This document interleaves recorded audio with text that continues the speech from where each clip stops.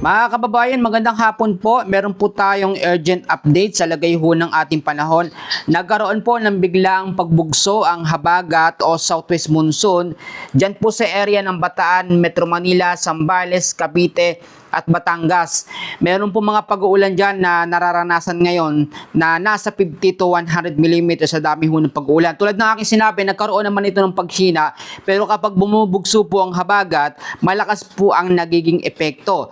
Samantalang ang bagyo naman po na nasa labas ng ating Philippine Area of Responsibility, sa pagiging tropical depression ay lumakas po ito sa pagiging category 2 o tropical storm na ngayon po ay may international name na Nangka. Ang lokasyon po ng bagyo na nasa labas ng ating bansa ay meron pong 2,080 kilometers east of extreme northern Luzon.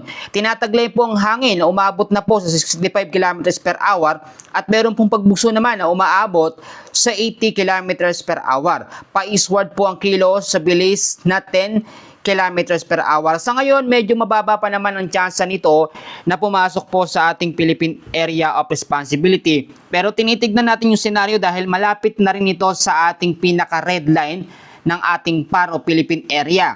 Samantalang kung sakaling pumasok yan sa PAR, sa mga susunod po na mga oras, ito pong bagyong Nangka, Tropical Storm Nangka, ay tatawagin po itong bagyong Neneng sa loob po ng ating bansa. Ngayon naman tutukan natin dahil ang habagat po ay lumalakas sa ngayon. Tulad na aking sinabi, ang habagat po ay nagtataglay lamang ng hangin na umaabot po sa 35 to 55 kilometers per hour. Pero kapag bumubugso ho yan, napapansin nyo naman, minsan humihinto, tapos biglang bumubugso, umaabot po ang hangin ng habagat sa 62 to 88 kilometers per hour.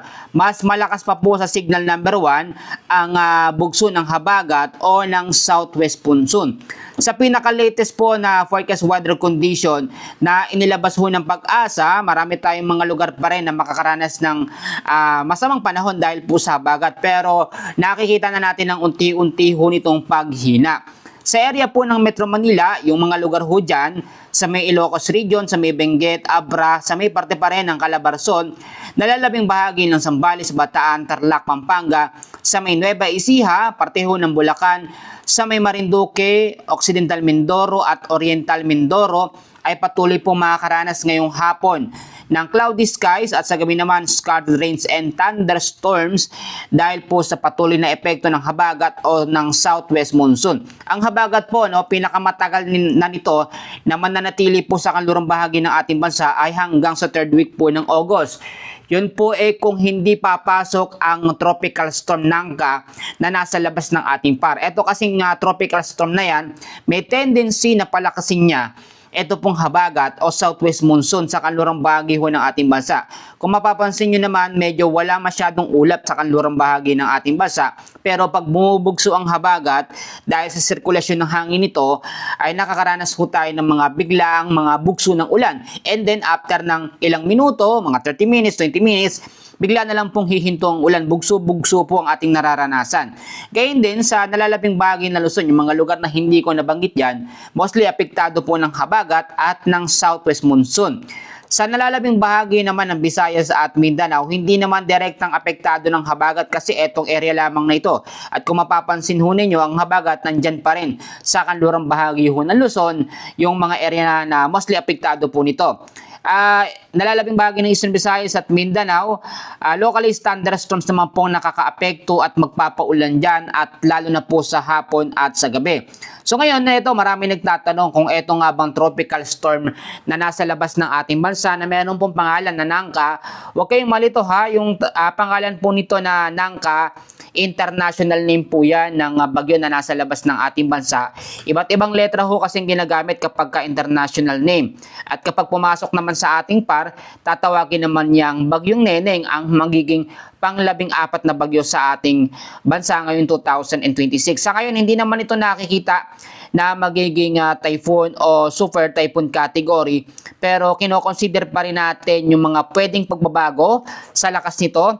Nangyayari ho kasi sa mga bagyong mahihina tulad itong tropical storm, considered as mahina ho yan, yung rapid intensification o biglaan pong paglakas. Lalo na ho kapag bumubugso ang habagat, naapektuhan po itong bagyong nasa labas ng ating bansa. Pero ngayon, kung titignan nyo mabuti, Yung hangin po ng habagat o southwest monsoon ay kumokonekta na dito nga po sa tropical storm Nangka na nasa labas ng ating bansa. So ang nangyayari dito sa pagsabay ng hatak po ng bagyong nasa labas dito sa habagat ay nakikita natin na naapektuhan ang ilang bahagi po ng Luzon sa bugso ng habagat o southwest monsoon. Ganito naman ho ang mangyayari. Kapag ka naman ho, walang bagyo na pumasok sa ating par, for example, ay malusaw na itong tropical storm hindi pumasok sa ating bansa, at sa loob ng 5 hanggang sa 7 araw na walang bagyo pumasok, unti-unti na pong hihinang habagat o southwest monsoon. Actually, talagang humina naman na talaga ito.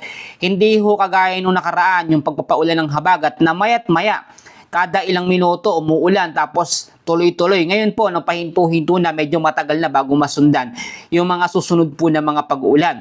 Parte ng Metro Manila, ang dami ho diyang mga lugar na low-lying areas na sobrang apektado na po at talagang lubog na ho sa baha. Kinakailangan maging alerto po tayo dahil ang habagat po ay kinoconsider din natin minsan na mas malakas pa po sa tropical depression category o yung category 1 na bagyo. Yung bugso niyan parang signal number 1 na po. Kaya nga lagi ko pinapaalala dito sa ating channel sa low-lying area sa Metro Manila, mag-ingat po sa banta ng mga pagbabaha lalo na po sa low-lying areas. Kaya yung mga basura, mga plastic, wag ho itapon kung saan-saan. Ilagay sa maayos na lugar. Sa parte naman po ng Eastern Visayas, marami nagtatanong bakit daw walang ulan. Ang Eastern Visayas ho hindi apektado ng habagat o ng southwest monsoon. Gayun din, ang silangang bahagi ho ng Mindanao. Pero asahan natin pag may mga bagyo na manggagaling na mabubo, dyan po sa may silangang bahagi ng Visayas, ay unang maapektuhan yung area ng Visayas area. And hopefully, wag naman po sana dahil bukod nga po na ang habagat ay patuloy na lumalakas kapag may bagyo, talagang apektado tayo, hindi tayo handa. Tulad ngayon, talagang lubog pa ang mga kababayan natin sa tubig, no? Dahil po sa tuloy-tuloy ng mga pag-ulan itong mga nakaraang mga araw. Ito po mangyayari. Kapag ka nawala naman ang habagat, yun yung tinatawag natin na monsoon break o yung pansamantalang paghina o pagkawala ho ng habagat. At nangyayari yan, pag wala ang habagat, pumapalit naman ang easterlies o malisang hangin na nanggagaling sa karagatang Pasipiko. Yung hangin na yan, magiging salubong na yan. Pabaligtad na po yan kapag meron tayong easterlies.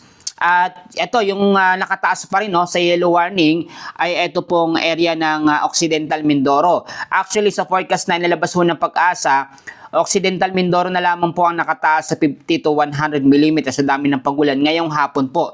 And hanggang bukas, medyo mas mahina na po ito.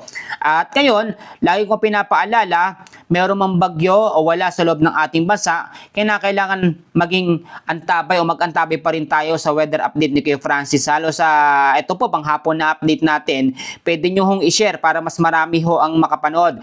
I-summarize ulit natin ang bagyo na nasa labas ng ating bansa. Kagabi from high chance o red warning na LPA, naging tropical depression agad at ngayong hapon naging isang ganap agad ito na tropical storm. Pero tandaan nyo, hindi na ito lalakas sa pagiging typhoon o super typhoon. Yun po ang mahalaga. Actually, meron pang mga bagyo na nakapalibot. Ito naman yung nasa Japan, yung Chanhom International name. Walang naging direktang epekto pero naging reason para makakreate po ng sama ng panahon dito sa karagatang Pasipiko sa may Philippine Sea. Meron pang mga bagyo dito na talagang nakikita natin nangyayari yung Fujiwara effect sa mga ganyang sistema na dikit-dikit po ang mga bagyo. Pangunahing weather system pa rin natin, habagat o southwest monsoon, hindi po bagyo ang nagpapaulan ngayon sa malaking bahagi ho ng Luzon, no? Yan kasi ang nakakaranas.